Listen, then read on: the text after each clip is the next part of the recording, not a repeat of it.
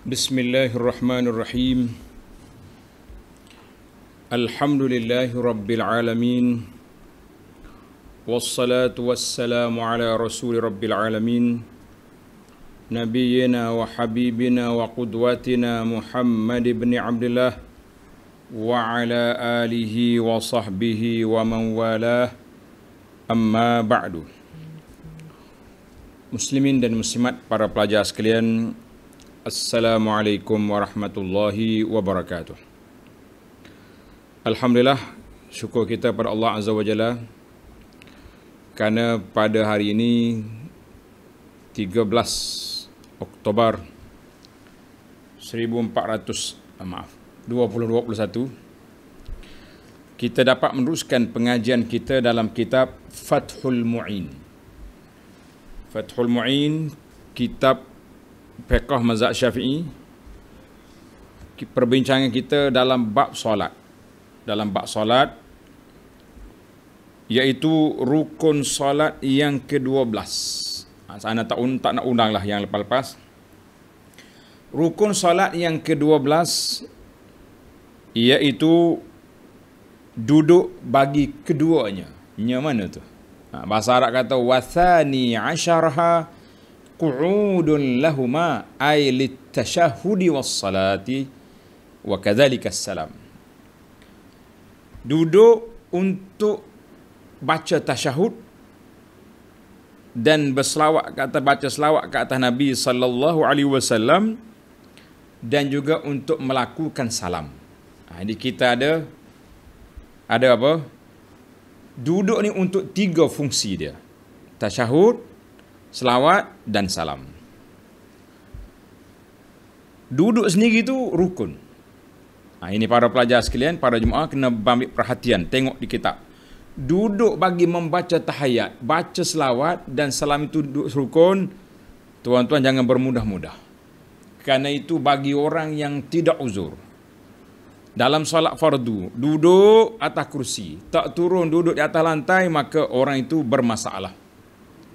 Masalah dia punya apa? Masalah dia punya keabsahan solat dia tu. Nak sah ke tak sah? Sebab dia tinggal rukun dengan sengaja.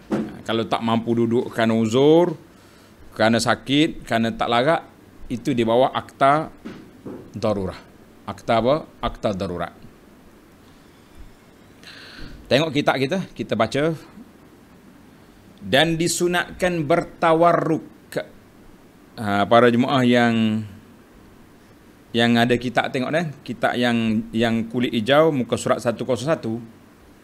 Kitab yang lama sikit, muka surat 94. Dan disunatkan bertawarruk. Kalau boleh tawarruk dia letak baris. Takut jadi taurak ke tub ke apa benda, tawarruk berbaris.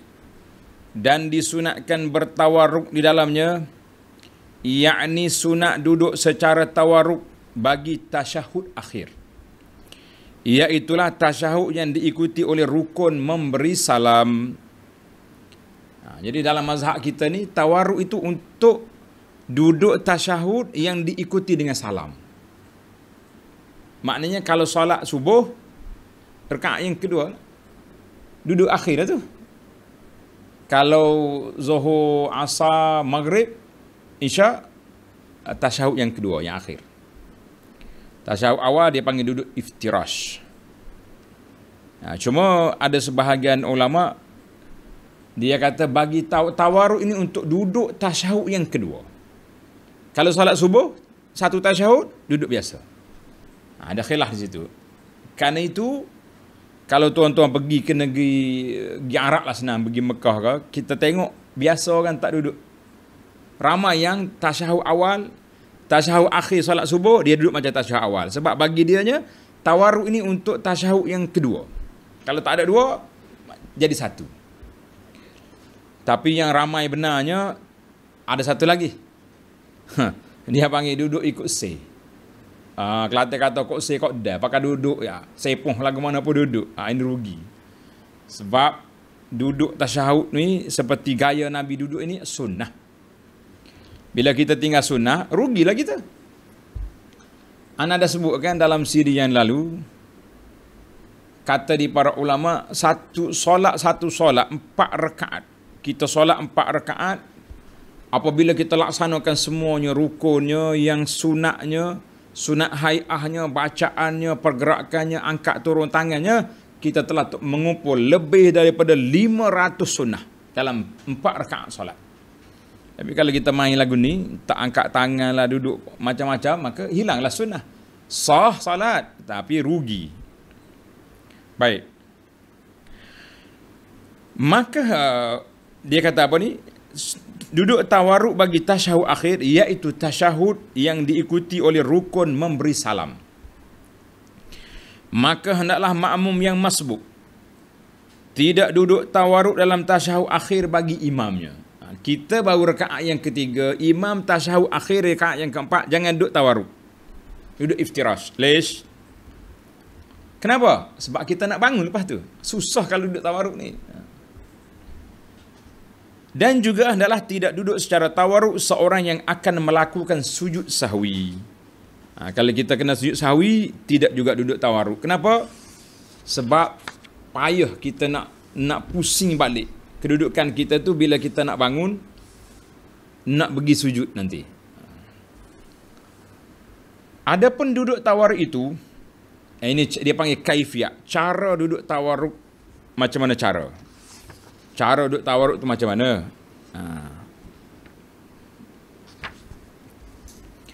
Ialah seperti duduk iftirash juga. Duduk iftirash duduk macam mana? Kita duduk di atas tapak kaki kita, kemudian angkatkan kaki kanan. Hanya ia mengeluarkan kaki kirinya di bawah betis kaki kanannya dan punggungnya yang kiri mengenai bumi. Itu sebab nama dia tawarruk. Tawarruk maknanya punggung duduk atas lantai, atas bumi. Kaki kanan angkat, kaki kiri masuk bawah betis kanan. Itu dia panggil duduk tawarruk. Tawarruk tu mana duduk atas kaki, atas punggung. Itu panggil tawarruk. Atas kaki, atas punggung. Yang duduk atas kaki itu iftirash, tasyahud awal. Dan disunatkan meletak dua tangan di dalam masa duduk itu bagi 2 tasyahud pada tepi 2 kepala lutut. Kita lutut kita macam ni, lutut kita sini, tangan kita di ujung lutut tu. Jangan pergi kepala lutut gitu lah. Dan cara hujung-hujung jarinya itu bersejajaran dengan kepala lututnya itu. Hujung jari sama dengan kepala lutut, bukan bagian lutut. Dalam keadaannya itu merenggankan sedikit jari-jari kirinya itu. Jari-jari itu biar tidak rapat sangat, serta tidak terlalu merenggangnya, dan ia menggenggamkan jari-jari kanannya melainkan jari telunjuknya, iaitu jari yang selepas ibu tangan, dan ia melepaskan jari telunjuknya itu. Macam mana dia panggil itu? Maknanya kalau kita duduk tasyahud ni, tangan kiri terbuka macam ni, tangan kanan ni duduk pegang ni lah, pegang tasyahud gini. Dan disunatkan ia mengangkatkannya. Mengangkatnya apa tu? Yakni mengangkat jari telunjuknya itu dengan ianya cenderung sedikit. Mana kita angkat gini, ada sedikit cenderung gitu. Bukan gini sangat gitu. Supaya menepati arah kiblat. Kalau kita naik gini, dia tak pergi kiblat gitu. Duduk gitu. Tu cara.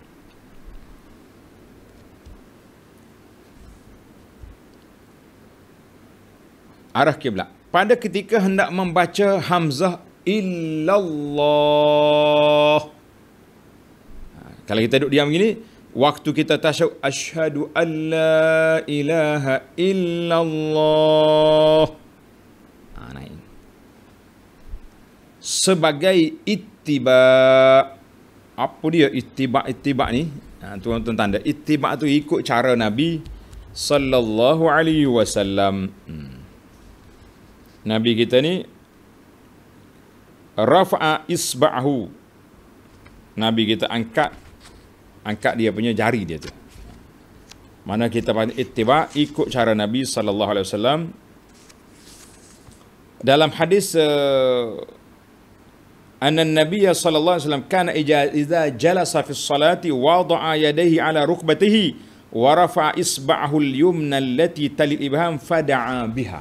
Ini hadis ini sahih riwayat Muslim, mana Nabi kita angkat jari telunjuk dia. Fada'a biha. Jelaslah hadis itu ittiba' tu hadis riwayat Muslim. Tuan-tuan tambahlah. Dan terus menerus mengangkatnya itu, maka janganlah ia meletakkan telunjuknya, yakni ia memegang ibu jarinya itu dengan tepi telunjuk yang sebelah bawahnya, iaitu dengan cara ia meletakkan kepala ibu jari itu di bawah jari telunjuk. Nih, kita duduk macam ni. Ni jari telunjuk kan? Kepala ibu jari duduk situ. Macam ni. Duduk. Asyhadu an la ilaha illallah. Di tepi tapak tepi tunjuknya, dan terus ia terangkat sampai qiyam atau salam. Dan yang terlebih afdal, kita potong baris ni, tanda sini. Dan yang terlebih afdalnya, hendaklah ia memegang ibu jarinya. Undur balik semula tuan. Pegang ibu jari. Dan itu dengan tepi telunjuk yang sebelah bawahnya, iaitulah dengan cara ia meletakkan kepala ibu jari itu di bawah jari telunjuknya, di tepi tapak tangannya. Ini tapak tangan kita ni, mana jari duduk situ. Seperti membentuk angka 53. Jadi dua cara lah, sama ada kita pegang gini ataupun kita bentuk 53. Macam mana 53 dalam apa ni, orang Arab punya sistem ni 3, nampak? 3 5 kan bulat Arab. Jadi kita pegang macam tu. Nampak ni? Sama ada gini atau gini. 53. Baik. Mana kita tasyahud macam tu. Asyhadu an la ilaha illallah, maka. Ataupun gini. Iaitu dia kata dengan cara meletakkan kepala ibu jari itu di bawah jari telunjuk di tepi tapak tangan seperti membentuk angka 53. Nah, ni 3 sini, 3 5. 5. Kena belajar kot. Macam ni, macam angka orang ni main tangan tu kan. Nah, dia ada. Jadi cara Arab dia punya hitungan pun ada. Baiklah. Dan kalau ia meletakkan tangan kanannya bukan di atas lutut. Dia letak mana tangan kanan dia ni? Hendaklah ia mengisyaratkan juga dengan telunjuknya pada ketika itu, yakni ketika membaca illallah dan seterusnya. Mana kita ni tak letak tangan. Contohlah kita kata tangan kita sakit. Nas'alullah selamat. Kita selamat. Tangan ni terbungkus. Kena ikat. Ni, gantung di sini. Contohnya. Gerak juga ibu jari walaupun tak letak di atas lutut. Sebab ini letak di atas lutut satu sunnah. Itu duduk jari pegang macam ni satu sunnah. Dua sunnah dia saja.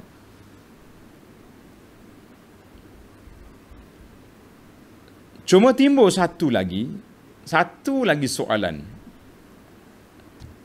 Biasanya jemaah haji ni kalau sampai di Mekah 2 hari, di antara soalan yang dia tanya, ini pengalaman saya lah duduk bimbing jemaah haji ni, dia kata, ustaz, pelik lah orang Arab ni.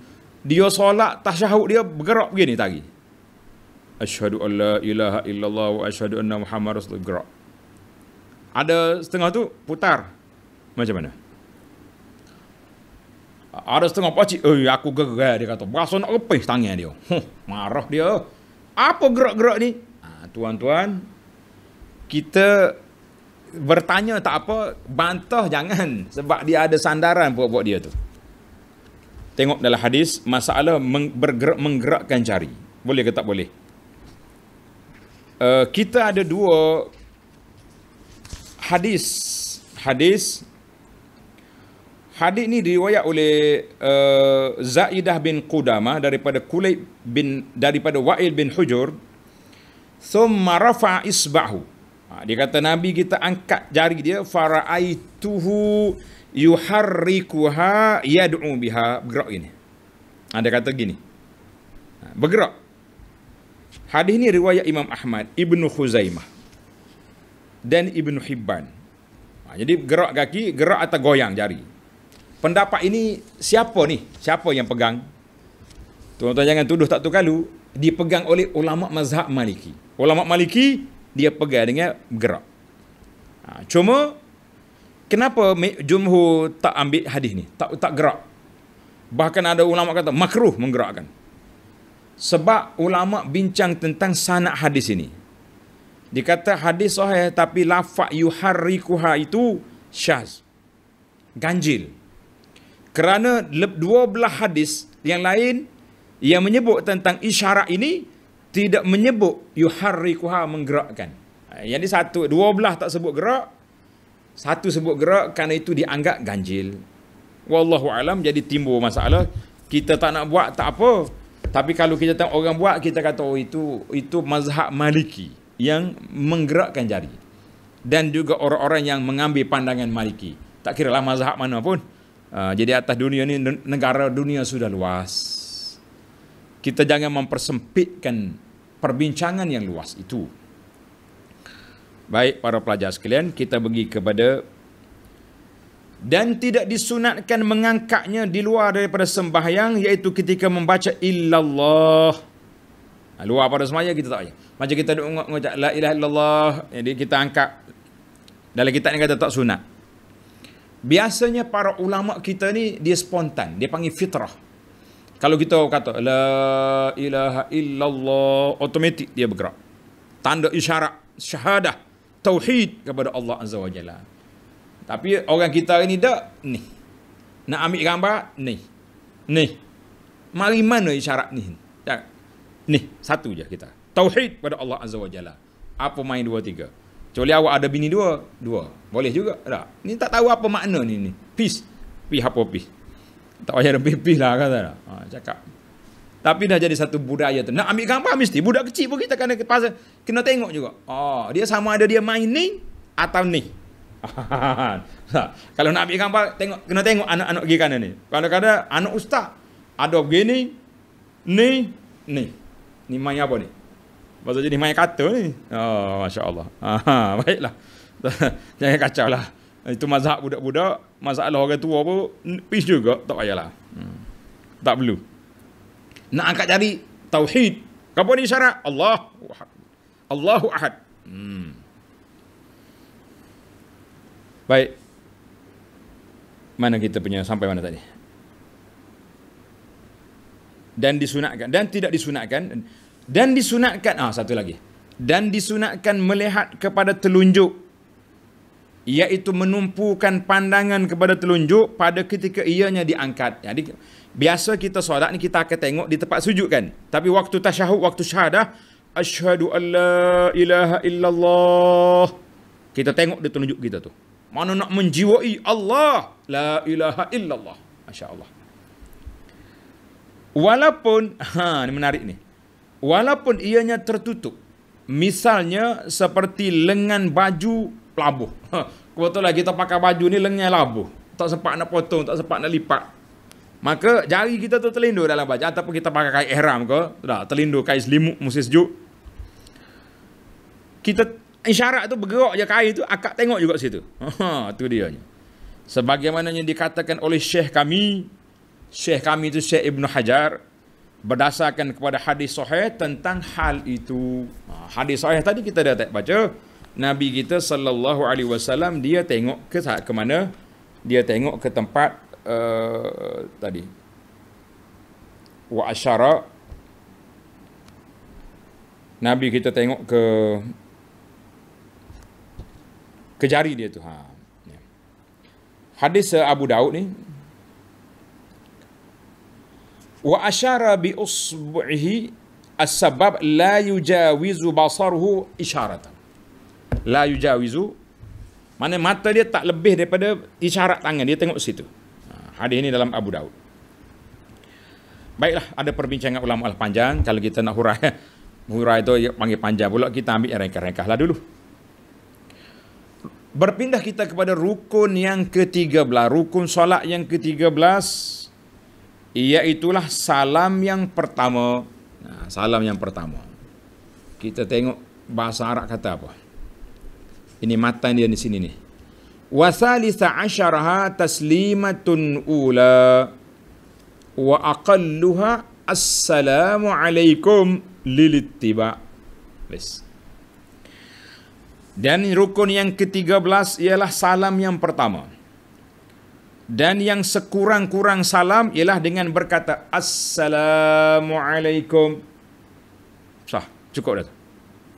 Maknanya kesejahteraan ke atas kamu sebagai ittiba, ikut apa yang dibaca oleh Nabi SAW. Dan dimakruhkan berkata Alaikumussalam. Tak boleh, jawab salam tak boleh. Kita kena kata Assalamualaikum, bukannya Alaikumussalam. Mana boleh.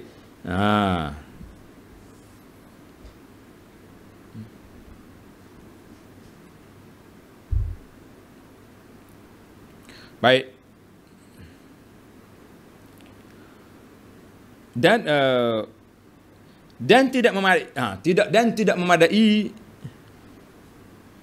dengan membaca salamun alaikum, tak boleh. Salamun alaikum tak boleh juga. Atau salami alaikum, maknanya kesejahteraan dari aku kata kamu, tak boleh. Bukan sekat tak boleh, bahkan batal sembahyang kalau ia sengaja dan tahu. Batal sembahyang kalau dia sengaja dan tahu. Tak payah. Kita ikut lafaz asal dia tu. Perlu ittiba assalamualaikum. Seperti dan iaitu batal dengan sebab Alaikumussalam, Alaikumussalam, Salamun alaikum, Salami alaikum, seperti mana yang disebut dalam syarah Al-Irsyad oleh Syekh guru kami Ibnu Hajar. Dan disunatkan memberi salam kedua walaupun imamnya tidak melakukannya. Walaupun imam tak melakukannya, sunat kita buat. Contohnya imam ni kelang kabut, dia bagi salam sekali, Assalamualaikum warahmatullahi. Senyap. Kita salam sekali lagi. Sunat kita beri salam kali yang kedua walaupun imamnya tidak melakukannya. Nak kira imam. Dan haram memberikan salam kedua bila selepas salam pertama itu berlaku sesuatu yang menafikan sembahyang seperti berhadas. Contohnya orang ni terlalu dia tahan kentut ni kuat sangat dah. Assalamualaikum. Tak payah salam yang kedua sebab batal dah solat dia tu. Kita salam ni nak keluar daripada solat. Dan keluar waktu Jumaat. Keluar waktu Jumaat. Maknanya kita salam pertama, nak salam yang kedua tu orang azan asar. Dan didapati oleh seorang yang bersembahyang bertelanjang pakaian penutup auratnya. Assalamualaikum, cabut kain. Benar dia ni. Atau terkoyak seluar dia ke? Tak payah salam yang kedua. Ini dalam kitab ni dia detail tuan-tuan. Minta maaf lah. Dia detail supaya kita faham. Dan disunatkan menambah bagi tiap-tiap dua salam itu dengan kata warahmatullah. Assalamualaikum warahmatullah. Berserta dengannya. Dan dengan tidak berkata wabarakatuh. Tak payah. Setakat Assalamualaikum warahmatullah. Tak payah kata wabarakatuh.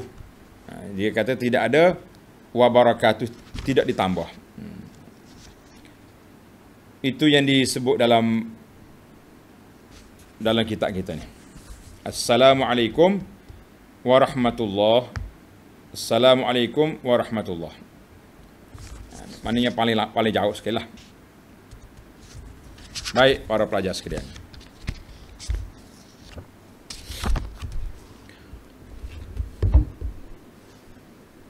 Dan dengan tidak berkata wabarakatuh. Apalagi kena tambah ta'ala. Assalamualaikum warahmatullahi ta'ala wabarakatuh lah. Cukup dengan lafaz yang kita ada. Berdasarkan kepadanya yang dipindahkan daripada hadis setakat tu. di dalam sembahyang yang lain daripada sembahyang jenazah. Jadi bolehlah jenazah pun setakat itu juga. Tetapi ada riwayat dia panggil tetapi. Ada dipilihkan ulama, mana ada sebahagian ulama ni ambil pandangan, dia kata apa?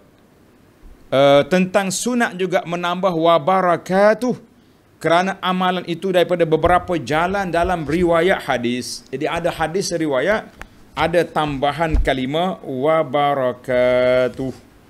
Ada tambahan apa? Kalimah wa barakatuh.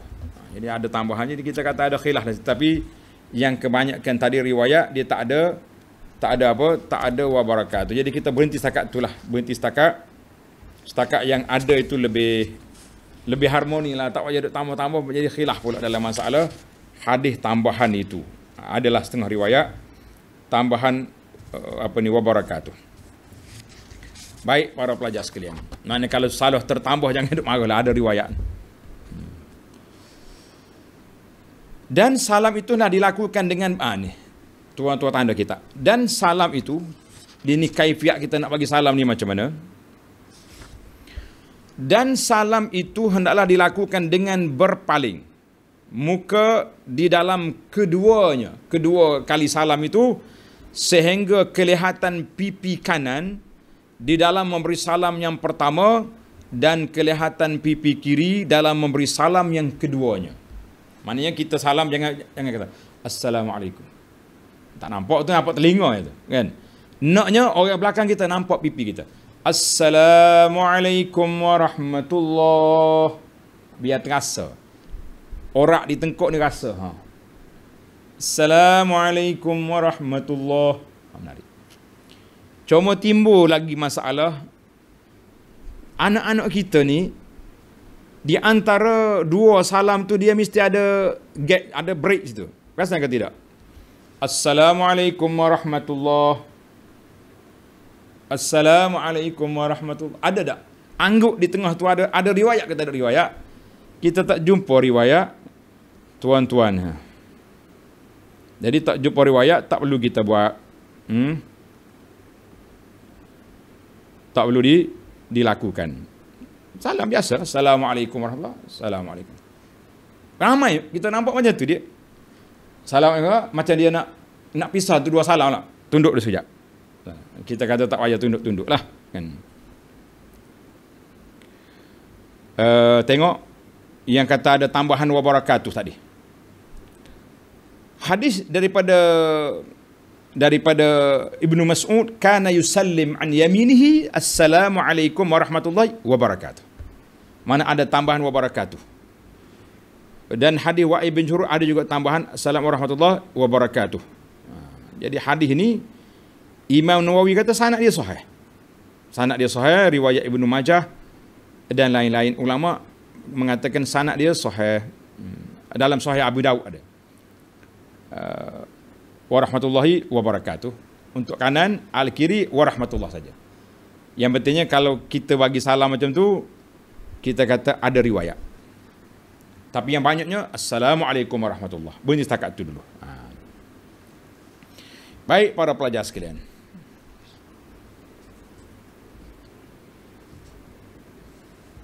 Salam tambihun ada perhatian. Kalau kita tambih, mana ada perhatian tu. Yusannu likullim minal imami wal ma'mumi wal munfarid. Ini ada sunat sini. Dan disunatkan bagi tiap-tiap orang sembahyang, imam, makmum dan orang sembahyang seorang diri, niat memberi salam kepada mereka yang ia berpaling padanya. Assalamualaikum tu kita niat salam orang belah kanan. Dan kepada mereka yang berada di sebelah kanannya pada masa beri salam mula-mula. Dan kepada mereka berada di sebelah kirinya pada masa beri salam keduanya. Kalau ada orang. Assalamualaikum. Assalamualaikum. Kalau tak ada orang, malaikat. Malaikat ada sebelah kita. Niat bagi dia. Dan para mukminin dari kalangan manusia dan juga para jin. Kalau tak nampak orang, malaikat ada, jin ada. Dan dengan salam yang mana sahaja ia kehendaki bagi orang yang di belakang dan di hadapan, yang lebih afdal ialah salam pertama. Mana salam pertama lah afdalnya sebab dia rukun. Salam yang kedua tu sunat. Dan bagi makmum disunatkan ia berniat menjawab salam imamnya dengan salam mana saja yang dia kehendaki bila ia berada di belakang imamnya. Assalamualaikum warahmatullahi. Tapi kita tak kata waalaikumsalam, kita kata assalamualaikum juga, cuma kita niat jawab salam. Dan hendaklah ia berniat membalas dengan salam yang kedua bila ia berada sebelah kanan imamnya. Jadi kalau kita duduk belah kanan, kita tu masa kita berdiri balas kok ni. Misalnya, bila ia sembahyang dengan imam seorang dan dia menjadi makmum seorang, dan dengan salam pertama bila ia berada di sebelah kirinya. Gitulah suasananya yang disebut dalam kitab kita ni, niat bagi salam. Dan disunatkan bagi setengah makmum berniat menjawab salam setengah daripada makmum yang lain. Kita duduk belakang, sama-sama makmum pula. Dengan itu maka orang yang berada sebelah kanan berniat membalas salam orang sebelah kirinya dengan salam keduanya, dan orang sebelah kanannya dengan salam pertamanya. Dan bagi orang yang di depan atau belakang maka ia boleh berniat menjawab salam dengan yang mana satu dia kendaki, yang pertama ke yang kedua, sebab kita duduk belakang. Maka dengan salam yang mula-mula itu lebih aula sebab dia rukun. Ini dia panggil far'un lah. Dia pun tak kata litibak ikut sunnah, kata ikut sunnah, tak ada ikut sunnah. Yang pentingnya kita salam tu ikut sunnah. Tapi niat jawab salam, niat apa tu tidak adalah Nabi kata suruh jawab. Alhamdulillah.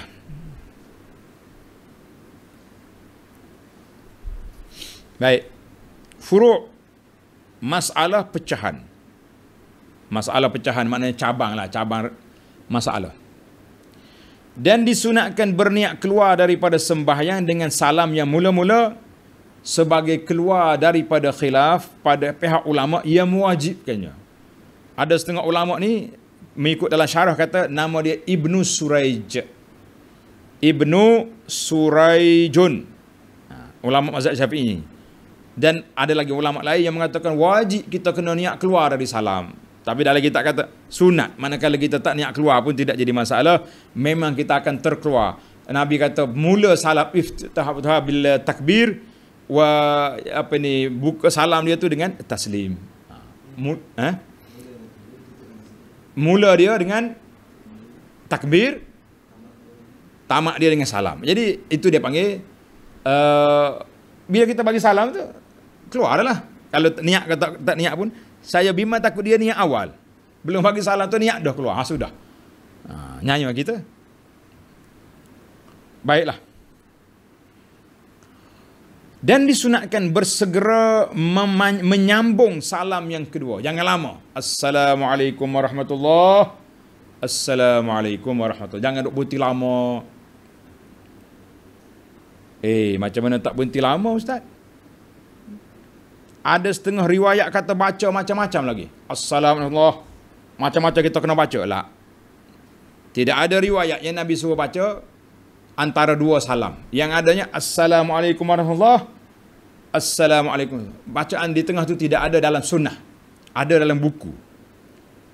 Kita yang ada dalam buku tu tak payahlah kita buat. Kita ikut sunnah Nabi. Lepas tu dia kata bersegera menyambung salam yang kedua selepas salam pertama itu. Jadi tak ada bacaan lah kesimpulannya.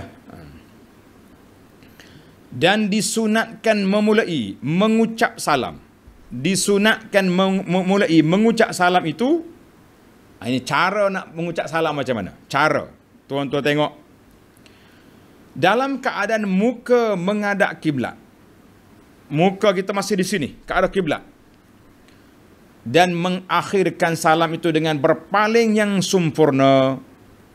Gitulah. Assalamualaikum warahmatullahi. Mula sini, sudah sana. Assalamualaikum warahmatullahi. Alhamdulillah. Sudahlah solat. Boleh balik. Baik. Memulai mengucap salam itu baik salam pertama dan juga salam kedua adalah keduanya dalam keadaan menghadap kiblat. Dan disunatkan bagi makmum memberi salam selepas habis dua salam imamnya. Jadi makmum jangan gopoh. Kelantan kata jangan belorak. Tunggu dulu. Imam bagi salam. Assalamualaikum warahmatullahi. Salam yang kedua, selesai baru kita bagi salam. Tapi kalaulah imam salam yang kedua, kita nak mula salam yang pertama, sudah boleh. Sudah masuk waktu dah. Cuma dalam kitab ni kata, kita apa? Kitab ni kata, sunat, kita lewatkan sedikit. Tangguhkan sedikit tu lebih baik. Baiklah para jemaah sekalian, dalam kitab ni kita kata Alhamdulillah. Dia tak bawa satu isu yang menjadi polemik perbincangan di antara masyarakat kita. Lepas salam tadi nak baca apa? Nak sapu muka atau sapu muka? Kita banyak yang tak sebut. Sebab hadis apa tu? Hadis sapu muka ni. Dia ada hadis dia. Hadis dia panggil sapu muka selepas salam ni. Sapu dahi ni. Ada. Bila sapu dia kata letak tangan atas kepala. Dia pun baca Allahumma azhib anil hamma wal hazan. Ya Allah, hilangkan daripada aku duka cita dan sedih. Lepas kita salam dah. Sudah semua tu, adakah kita letak tangan tadi sapu? Tuan Syekh kita ni sebab apa dia kata dalam kitab ni tak sebut. Kita kata selesai masalah. Tapi ada kitab lain banyak sebut. Al-Haythami bukan Haytami, itu Ibn Hajar. Al-Haythami memberi komentarnya tentang hadis yang sapu muka lepas salam, dia kata apa? Rawahu Tabarani fil Awsat wal Bazzar binahwi bi asanid wa fihi Zaidun al-Ami. Zaid al-Ami ni ada orang kata riwayat dia kuat, tapi dha'afahul jumhur. Jumhur ulama kata dia tu dhaif. Di mana oleh kerana hadis itu dhaif, hadis itu lemah, maka khilaflah ulama dalam masalah ini. Baiklah. Jadi kata ulama, walaupun hadis ini dhaif, masih digalakkan untuk lakukan kerana masuk dalam kategori fadhil amal. Dalam fadhil amal. Tengok. Dalam Fathul Mu'in, matan tidak ada. Yang adanya tambahan dalam kitab I'anatul Talibin. Dalam kitab I'anatul Talibin, syarah dia ada sebut. Sebagai satu analisa, perbincangan. Untuk asatizah kita murajaah balik. Tulis tuan-tuan. Namun amalan ini tidak dapat dijumpai dalam kitab-kitab mu'tamad mazhab Syafi'i. Seperti kitab Al-Um, Raudatul Talibin, Tuhfatul Muhtaj, Nihayatul Muhtaj, Mughnil Muhtaj. Kitab Imam Nawawi, hafsah semua tidak ada. Sebab itulah bila kita kata ini mazhab Syafi'i, orang pertikai. Betul kan mazhab Syafi'i? Yang kemudian disebut, yang awal tidak sebut, maka kita mengatakan benda tu benda khilaf. Kalau ada orang tak sapu muka lepas solat, kita kata tak apalah, dia tak nak ambil hadis tu kerana hadis tu khilaf pada ulama. Kalau ada orang sapu juga, dia kata hadis dhaif, aku nak sapu juga sebab ada orang kata, kita tak sedut kelahilah masalah. Solat dah selesai. Alhamdulillah. Jadi kita yang belajar ni, kita kata saya tak nak sapu lah. Mutaqaddimi mazhab tak sebut. Dalam kitab Malibari pun tak sebut. Yang sebutnya yang kemudian. Wallahu alam. Baik, kita tutup perbincangan kita dengan rukun yang terakhir dan rukun sembahyang yang ke-14. Tertib antara rukun-rukun. Seperti yang telah tersebut di atasnya, bermula daripada apa lagi? Takbiratul ihram, qiyam, sampai ke salam. Maka bila ia sengaja melanggar tertib rukun-rukun sembahyang, misalnya dengan mendahulukan satu rukun fi'li, seperti sujud sebelum rukuk, maka batal sembahyangnya. Apa pula dia sujud lepas tu dia rukuk? La. Adapun kalau ia mendahulukan rukun qauli, maka tidak memudaratkan melainkan salam. Bagi salam dulu, lepas tu baru dia tasyahud. Tak boleh.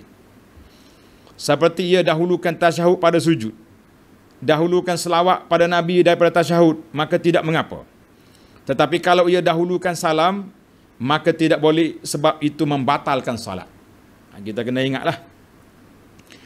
Dan juga tertib di antara yang sunat, seperti surah-surah selepas Al-Fatihah dan doa selepas tasyahud dan berselawat. adalah syarat bagi mengambil kira perkara sunat dalam sembahyang, bukan merupakan syarat bagi sah sembahyang. Sunat kesempurnaan bukan syarat sah.